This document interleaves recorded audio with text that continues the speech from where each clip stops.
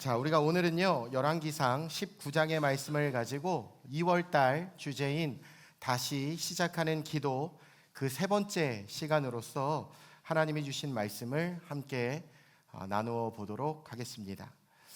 요즘 우리가 살아가는 이 시대는 실은 굉장히 어렵습니다.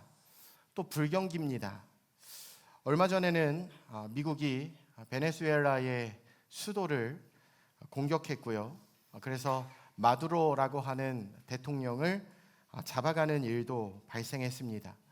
요즘 미국과 중국 분위기가 심상치 않고 또 미국과 이란 또 이스라엘 어떤 국제에 돌아가는 정세를 보아도 참 혼란하고 여러 가지 어려운 시기는 정말 맞는 것 같습니다. 자, 그런데 제가요 지금까지 이렇게 살아오면서 사실 나라의 안보다 아니면 경제다 이런 이야기 속에서 안보가 좋다, 경제가 좋다라는 말은 제 평생 별로 그렇게 들어본 적이 없는 것 같습니다. 항상 제가 들은 이야기는 어렵다, 힘들다, 죽겠다, 불경기다. 항상 불경기였던 것 같아요. 아니, 경기가 안 좋으면 분명히 좋을 때도 있었을 텐데 중요한 건 항상 경기가 안 좋았다라는 이야기만 저는 들었던 것 같습니다. 그런 의미에서 실은 경기가 좋고 안 좋고는 그렇게 큰 문제는 아닌 것 같습니다. 어떤 내 삶을 대하는 내 신앙의 이 모습이 우리 인생에, 우리의 신앙에, 우리의 마음에 가장 중요하다라는 사실이겠죠. 자, 그런 의미에서 오늘 우리가 엘리야를 보니까요, 지난주에 함께 생각했었는데요, 엘리야는 극심한 신앙의 정체 속에 있었습니다. 침체가 오게 되었죠. 이 침체 속에 나타났던 이 엘리야의 모습에 중요한 현상이 뭐였느냐? 바로 하나님의 말씀이 들리지 않았습니다. 그래서 우리가 은혜 안에 없으면 여러분 하나님의 말씀이 들리지 않고 결국 말씀이 들리지 않음으로 말미암아 내 삶을 끌어갈 수 있는 힘을 잃어버리게 된다라는 사실이죠. 하지만 우리가 지난주에 배웠던 것처럼 하나님이 엘리야에게 힘을 주십니다. 나의 힘과 하나님의 힘의 교환이 일어나게 되었죠. 그 영적인 은혜의 힘으로 말미암아 엘리야는 다시 일어나게 된 줄로 믿습니다. 그리고 엘리야는요, 일어나 40주야를 하나님의 산 호렙을 향하여 걸어가게 되었는데, 자, 오늘 9절 말씀을 보니까요, 성경은 이렇게 이야기합니다. 같이 한번 읽어보죠. 시작. 엘리야가 그곳 굴에 들어가 거기서 머물더니 여호와의 말씀이 그에게 임하여 이르시되, 엘리야야, 내가 어찌하여 여기 있느냐. 중요한 것은 엘리야야, 네가 어찌하여 여기 있느냐. 말씀을 보니까요, 그 전에 엘리야의 영적 침체가 있었을 때는 지난주 나누었던 이 열왕기상 19장 1절로 8절까지의 말씀에 여러분 하나님의 음성이 들렸습니까? 들리지 않았습니까? 안 들렸습니다. 그의 영적인 상태가 침체되었을 때 하나님의 말씀이 들리지 않았어요. 하지만 하나님은 계속 말씀하시는 하나님이셨습니다. 중요한 건 말씀을 들어야 하고 말씀을 받아야 하는 내가 하나님의 말씀을 듣지 못했다라는 사실입니다. 자, 그런데 오늘 엘리야가 하나님 앞에 은혜를 받고 하나님이 주시는 힘을 얻고 나니까 드디어 하나님의 말씀이 들리기 시작합니다. 여러분, 그런 의미에서 하나님의 말씀이 내 안에 들려질 때에 사람은 그의 영이 반드시 살아나게 될 줄로 믿습니다. 사람의 영이 살아나게 돼요. 왜냐? 우리는 그렇게 만들어졌기 때문이에요. 우리의 영은 제가 예전에 어떤 책에서 봤던 내용인데요, 우리의 육체가 굉장히 독특한 것이 뭐냐 하냐면 우리의 육체는요, 내 영만이 아니라 다른 영이 내 안에 머무를 수가 있습니다. 다른 영이 머무를 수 있어요. 천사도 이런 건 없습니다. 그런데 유일하게 우리 사람만 이 육체와 영을 가지고 있고요, 다른 영이 내 안에 머물 수 있도록 만들어졌다라는 사실이죠. 자, 그래서 이 영이라는 게 뭐냐 하냐면 이 영은요, 우리의 깊은 곳에 거하면서 사람을 움직이게 하는 근원적인 힘이요 생명인 줄로 믿습니다. 영은 생명이다라는 거죠. 그런데 이 영의 자리에는 내 영만이 아니라 다른 영이 내 안에 와서 머무를 수도 있다라는 사실이에요. 그래서 어떤 영이 머무느냐에 따라서 그 영이 이끌어가는 방향대로 그 사람이 움직이고 그 사람의 삶이 살아가게 된다라는 사실이죠. 여러분, 그래서 영은요, 항상 무언가를 향해 나아가게 하거나 예배를 드리게 하거나 하나님을 더 찾게 하거나 나를 움직이게 하는 힘이요 생명이다라는 사실이죠. 자, 그런데 이 영은 어떤 속성을 가지고 있느냐? 모든 영은요, 어떤 갈망을 일으키는 속성을 가지고 있습니다. 그러니까 하나님의 영이 내 안에 머물면 그 영은 나로 하여금 하나님을 계속 갈망하게 만든다라는 사실이에요. 하나님을 갈망하게 만듭니다. 이게 영의 속성이에요. 하나님의 영뿐만이 아니라 세상에 있는 모든 영들은요, 전부 다 무언가를 갈망하게 만든다라는 거죠. 그런데 노아의 심판이 있었을 때 하나님이 뭐라고 말씀하셨느냐? 창세기 6장 3절 말씀에, 자, 같이 한번 읽어볼까요? 시작. 여호와께서 이르시되 나의 영이 영원히 사람과 함께하지 아니하리니 이는 그들이 육신이 됨이라. 그러나 그들의 날은 120년이 되리라 하시니라. 아멘. 중요한 것은 하나님의 영이 사람과 함께하지 않으면 성경은 이야기합니다. 그들이 육신이 된다. 여러분, 사람이 하나님을 떠난 상태가 언제일까요? 사람이 하나님을 떠난 상태는 바로 여러분 하나님의 영이 우리 안에 머무시지 않는 상태가 우리로 하나님을 떠난 상태다라는 사실입니다. 그러면 뭐가 됩니까? 성경에 따르면 육신이 된다라고 이야기를 해요. 여러분 기억해 주십시오. 사람은 하나님의 영이 떠나면 그냥 육신 덩어리가 된다라는 사실이에요. 자, 그러면 어떻게 되느냐? 하나님의 영이 거하지 않기 때문에 내가 살아가야 할 이유와 존재의 목적이 사라지게 됩니다. 내가 갈망할 것이 없어지게 됩니다. 영은 무언가를 갈망한다고 말씀드렸어요. 내가 갈망할 게 없어져요. 그러면 우리 안에 공허함이 생깁니다. 지루함이 내 삶을 이끌고 갑니다. 그때 우리는 자연스럽게 이 세상의 영을 받아들이게 된다라는 거죠. 이 세상의 영을 내 안에 채워넣게 된다라는 사실이에요. 이것이 타락의 순서입니다. 아까 말씀드렸어요. 하나님의 영이 내 안에 머무시면 영은 생명이요 내 삶을 이끌고 가는 힘이기 때문에 여러분 그 생명력은 갈망을 일으키게 됩니다. 그래서 하나님의 영이 내 안에 머물면 특징이 뭐냐? 우리 안에 자연스럽게 하나님을 갈망하기 시작해요. 하나님을 더 알고 싶어요. 하나님의 뜻이 무엇인지 더 깨닫고 싶어집니다. 그 갈망을 따라 자연스럽게 하나님의 말씀을 읽고 듣고 묵상합니다. 그 진리 안에서 여러분 무엇이 내 삶의 진짜인지를 깨닫게 된다라는 사실이죠. 이렇게 하나님의 영이 내 안에 머물면 여전히 내 삶에는 때로는 혼란스러울 때도 있습니다. 때로는 무너질 때도 있습니다. 때로는 죄를 지을 때도 있습니다. 때로는 매일 똑같은 것에 넘어지기도 합니다.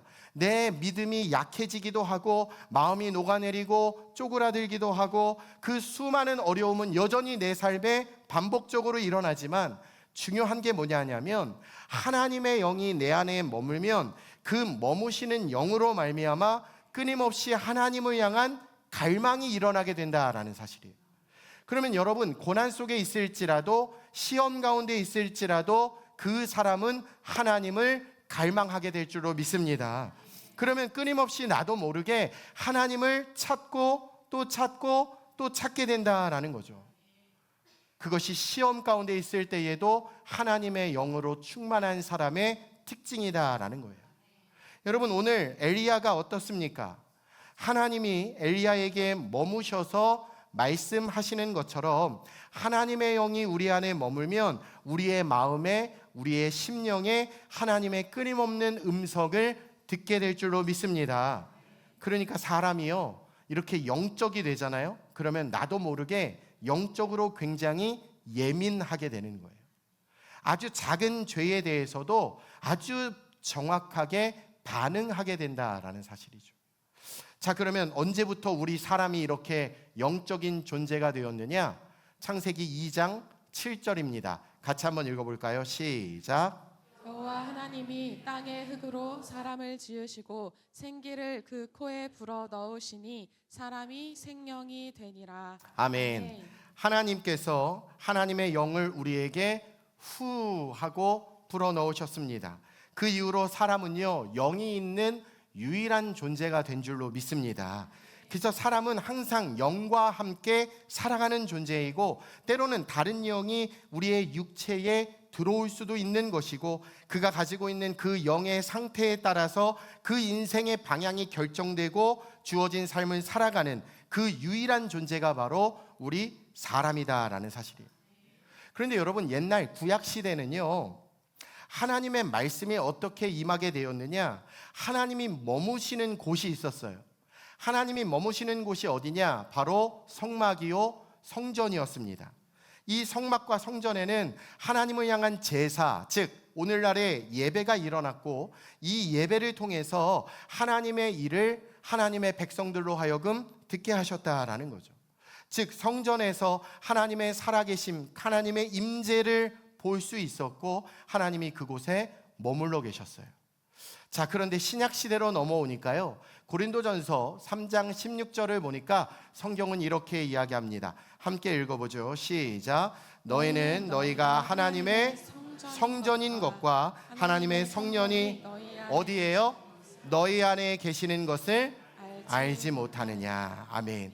성경은 뭐라고 이야기하느냐? 이제는 너희가 성전이다라고 말씀하고 있어요. 그러니까 오늘도 어떻습니까? 우리 안에 오늘도 끊임없이 성령님은 말씀하고 계신 줄로 믿습니다. 때로는 시시각각으로 변해가는 우리의 인생의 그 모든 삶의 현장 앞에, 그 현상 앞에, 그러나 여러분, 진짜 실상이 뭐냐? 진짜 실상은 하나님이 내 안에 나와 함께 머물고 계시는 것인 줄로 믿습니다. 그래서 내가 내 안에 계시는 이 하나님을 붙들 수 있으면 그 안에서 하나님이 행하시는 일들이 내 삶에 계속 나타나게 되는 것인 줄로 믿습니다. 그리고 여러분, 이렇게 주님의 영으로 훈련받는 것이 뭐냐? 그것이 바로 신앙생활이다라는 사실이에요. 자, 그러면 오늘 여러분은 신앙생활을 이루어 가실 때 여러분 한번 돌아보시길 바라요. 과연 여러분의 영은 누구를 붙들고 신앙생활 하고 계신가요? 오늘 내 영은 과연 무엇을 붙들고 신앙생활 하고 있느냐? 요즘 이 시대를 가르쳐서 반려견 시대라고 할 수 있습니다. 반려견 시대예요. 근데 여러분, 제가 인터넷을 보다가 반려견은 아니고 경찰견을 훈련할 때, 이 경찰견을 훈련하는 훈련소를 이 경찰견들이요 4주 동안 훈련하고 실제로 졸업식도 해요. 이제는 경찰견으로서 아주 고도의 훈련을 4주 동안 받게 된다라는 거죠. 자, 그리고 나서 4주 후에 이 경찰견들이 졸업식을 할 때 이 졸업식에서 어떤 일이 일어나느냐? 졸업을 할 수 있는 아주 강한 개가 있고요, 그리고 다시 훈련소로 들어가야 하는 약한 개가 있다라고 이야기를 해요. 자, 그러면 이것을 나눌 수 있는 조건이 뭐냐? 이때 졸업 예정인 경찰견들을 일렬로 쫙 세워요. 일렬로 쫙 세운 다음에 그 경찰견들 앞에 한 덩이에 큰 스테이크를 던져 놓습니다. 그 순간 그 날아오는 스테이크를 따라서 이 개들의 눈이 움직이고 이 고기의 눈이 고정되면 그 개는 졸업할까요? 못할까요? 못해요. 졸업 못해요. 졸업 못해요. 하지만 여러분, 고기가 있든지 없든지, 냄새가 나든지 안 나든지, 이 시선이, 그 경찰견의 시선이 그 교관을 향하여, 그 주인을 향하여 흔들림이 없이 계속 향하고 있다면 여러분, 그 개는 어떻게 되느냐? 당당하게 경찰견을 졸업할 수 있다라는 사실이에요. 여러분, 이게 뭐냐면 아무리 우리 눈앞에 현상이 움직여도 우리의 인생의 실상이신 주인을 바라볼 수 있다는 것, 즉 하나님을 바라볼 수 있다는 것. 여러분, 우리의 신앙이 이와 같다라는 사실이에요. 아무리 내 삶의 상황이 혼란스러워도 살아계시는 하나님을 바라볼 수 있다는 것. 여러분, 이것이 하나님이 우리에게 요구하고 계시는 신앙생활의 훈련인 줄로 믿습니다. 상황에 따라서 마음이 녹아내리고 흔들리는 것이 아니라 어떤 상황이 내 눈앞에 현상으로 펼쳐진다 해도 실상이신 하나님을 바라보는 사람, 그가 바로 하나님 찾으시는 한 사람이다라는 거죠. 여러분, 이게 되잖아요. 이게 되면 인생 졸업이에요. 그는 어떤 상황에도 흔들리지 않아요. 기도가 먼저 나오게 될 줄로 믿습니다. 왜요? 어차피 실상은 현상이 아니에요. 실상은 나와 함께 하시는 하나님이신 줄로 믿습니다. 그런데 여러분, 오늘 본문 14절을 보니까요, 엘리야는 상황에 흔들려요. 같이 한번 읽어보죠. 시작. 그가 대답하되 내가 만군의 하나님 여호와께 열심히 유별하오니 이는 이스라엘 자손이 주의 언약을 버리고 주의 제단을 헐며 칼로 주의 선지자들을 죽였음이오며 오직 나만 남았거늘 그들이 내 생명을 찾아 빼앗으려 하나이다. 아멘. 여러분, 이 말씀을 한마디로 요약하면 하나님, 이제는 나만 남았어요. 하나님, 이제 나밖에 없어요. 하나님, 이 땅에 하나님을 찾는 사람은 나밖에 없는 것 같습니다. 다 죽었습니다. 하나님, 이제는 나 혼자 이렇게 남았습니다. 근데 하나님, 이들이 나를 잡아서 죽이려고 합니다. 하나님, 이 돌아가는 현상을 내가 어떻게 이겨낼 수 있겠습니까? 하나님, 나밖에 안 남았어요. 하지만 하나님은요, 결국 실상이신 하나님을 보여주십니다. 계속 보여주십니다. 그러면서 하나님은 이렇게 말씀하시는 거예요. 18절 같이 한번 읽어보죠. 시작. 그러나 내가 이스라엘 가운데에 7,000명을 남기리니 다 바알에게 무릎을 꿇지 아니하고 다 바알에게 입맞추지 아니한 자니라. 아멘. 하나님은 말씀하십니다. 엘리야야, 이게 실상이란다. 네가 지금 너의 눈앞에 펼쳐지는 그 현상 때문에 바라보지 못했던 7,000명이 기다리고 있단다. 여러분, 여기 7,000명, 이 7,000명을 뭐라고 이야기하느냐? 히브리어로는요, 쉐리트라는 단어인데 영어로는 렘넌트라는 단어입니다. 그 뜻이 남은 자라는 뜻이에요. 남은 자.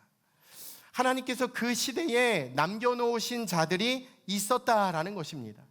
자, 그렇다면 이 남은 자들은 누구냐? 성경은 이야기합니다. 그들은 바알에게 무릎 꿇지 않았고 그들은 바알에게 입 맞추지 않은 자들이다. 여러분, 여기에서 말하는 바알은 우상을 의미하고 있습니다. 즉 악한 영이에요. 이 악한 영이 내 안에 머무르지 않도록, 그것이 나를 다스리지 않도록 오직 하나님의 영으로 나를 다스리게 하는 사람들, 하나님의 영으로 내 안에 충만한 사람들, 여러분, 이들이 바로 남은 자였다라는 사실이죠. 그 사람들이 지금 이 시대를 움직이게 될 것이다. 그렇다면 여러분, 우리는 여기에서 질문이 생깁니다. 이 시대에, 엘리야 시대 말고 지금 우리가 살아가는 이 작금의 시대에 과연 남은 자는 누구냐라는 거예요. 이 시대의 남은 자는 누구냐? 우리의 영에는 어떤 특징이 있다고 말씀드렸죠? 내 안에는 하나님의 영이 오실 수도 있지만 다른 영이 내 안에 와서 나를 다스릴 수도 있습니다. 우린 그렇게 만들어진 존재예요. 중요한 건 내 안에 어떤 영이 임하면 우리는 항상 그 특징이 갈망을 일으키게 되어 있어요. 이게 모든 영들의 특징입니다. 갈망을 일으켜요. 그런데 여러분, 오늘 바알이 무엇입니까? 우상입니다. 오늘날도 마찬가지겠죠. 우상이 우리 안에 머물게 되면, 악한 영이 내 안에 머물게 되면 나타나는 특징이 있어요. 그게 뭐냐? 나도 모르게 악한 것을 갈망하게 되어 있습니다. 그래서 우리가 악한 영이 임할 때 결국 죄를 짓고 또 죄를 짓고, 아니 그것이 죄인지도 모르고 결국 무너지는 그 이유가 뭐냐? 나도 모르게 이 죄에 대한 갈망이 있기 때문이에요. 악한 영이 나에게 주는 갈망이 있기 때문입니다. 이것은 여러분 비단 엘리야 시대뿐만이 아니라 오늘을 살아가는 우리 모두에게도 바알에게 무릎을 꿇는 자, 바알에게 입맞추고 있는 자들이 있다라는 것을 성경은 우리에게 조명하는 줄로 믿습니다. 그래서 내 안에 하나님의 영 외에 다른 영이 머무는 상태가 되시면 그 다른 영을 향한 갈망으로 인해서 우리의 삶은 계속 무너질 수밖에 없어요. 하지만 여러분, 이 시대의 남은 자, 렘넌트가 누굽니까? 지금도 주님의 성전이 된 사람, 거룩한 하나님의 말씀을 모시고 살아가는 존재, 하나님의 말씀이 내 안에 머물면 하나님의 영은 생명이기 때문에 생명은 갈망을 일으키게 됩니다. 갈망하게 됩니다. 하나님을 갈망하게 됩니다. 어떤 상황에도 하나님을 갈망하고 싶습니다. 하나님을 찾고 또 찾고 또 찾게 됩니다. 하나님을 언제나 예배하고 싶습니다. 예배를 그냥 나오는 게 아니라 갈망하며 나오게 됩니다. 하나님을 알아가길 원합니다. 하나님이 내 안에 거하시길 더 간절히 원해합니다. 그 하나님께 내 마음이 완전히 쏟아지길 원합니다. 누가요? 하나님의 영으로 충만한 사람이. 삶에 어렵고 힘든 현상들이 일어난다 손치더라도, 현상이 있다 손치더라도 하나님을 향한 갈망은 그 현상을 뛰어넘게 합니다. 그것을 감당하게 합니다. 그 안에서 감사를 찾게 합니다. 그 안에서 나를 향한 하나님의 계획을 발견하게 한다라는 거죠. 누가요? 남은 자가, 이 시대의 남은 자가 하나님을 갈망하는 사람이. 그래서 여러분, 고린도전서 2장 12절 보면 성경은 이렇게 말씀합니다. 함께 읽어볼까요? 시작. 우리가 세상의 영을 받지 아니하고 오직 하나님으로부터 온 영을 받았으니 이는 우리로 하여금 하나님께서 우리에게 은혜로 주신 것들을 알게 하려 하심이라. 아멘. 그래서 여러분, 은혜를 발견하는 사람의 특징은 하나님의 영으로 충만한 사람이에요. 하나님의 영으로 충만하지 않으면 은혜 받은 것도 깨달을 수 없어요. 그러니 감사가 없습니다. 불평과 원망을 할 수밖에 없습니다. 하나님의 영이 우리 안에 충만히 있어야 돼요. 바알의 영이 내 안에 머물지 않게 하고 하나님의 영이 내 안에 머물러서 하나님을 향한 갈망이 끊어지지 않도록 신앙생활을 통해 매일 성화되고 매일 변화되고 매일 우리의 삶의 구원을 이루어가는 그 남은 자, 이 남은 자가 저와 여러분이 되시길 우리 주 예수님의 이름으로 축원해 드립니다. 그래서 오늘도 하나님이 내 안에 머무시기를 우리는 끊임없이 구하고 구해야 할 줄로 믿습니다.